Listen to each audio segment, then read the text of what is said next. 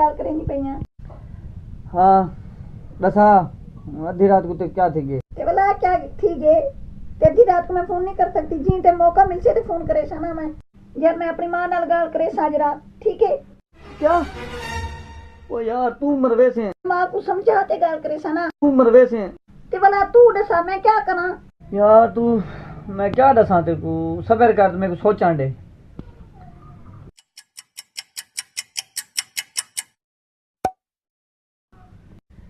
तू ये कर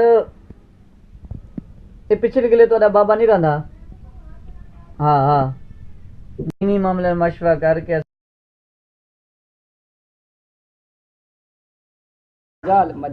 मजाल है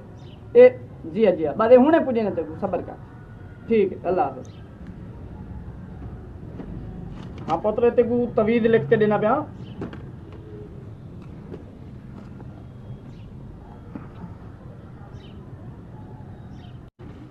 ये तवीज़ अपनी वडेरी को सोवन तो बाद ते उठन तो पहले पिलावी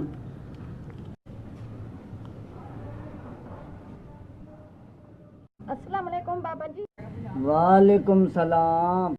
जी मैं ਤੁਹਾਡੇ ਕੋਲ ਮਸ਼ਵਰਾ ਗਿਲਾਣਾ ਹੀ ਹਾਂ सुनदा पिया तू बोल जी छुअर को मैं पसंद करेंदी हां ते मेरे घर वाले को नहीं पसंद करेंदे भला मैं क्या करा मेरे घर वाले ते छुअर को पसंद क्या नहीं करेंदे ते भला असां दुहें लुक ते चोरी असां निकाह करवा सकते हैं उन्हें पता चल मैंने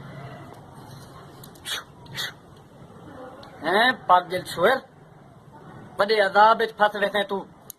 अच्छा तो मौलवी साहब निकाह ही नहीं कर सकते थे असां दुहें घर छोड़ के भाग सकते थे हैं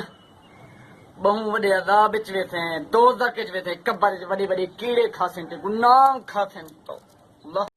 अच्छा तो ठीक है ना असां चोरी निकाह कर सकते हैं ना भज सकते मैं हुंदे नाल ते भला मैं को तुसा दसो कि अच्छा कहीं नेक बंदे नाल ते शादी कर सकदी हां जिवें कि तुसा मेरे वास्ते ते ठीक रहो मैं तुहाडे नाल शादी कर सकदी हां चला छुएर सीधा जन्नत बड़ी बड़ी महिलाएं वाह चला छुएर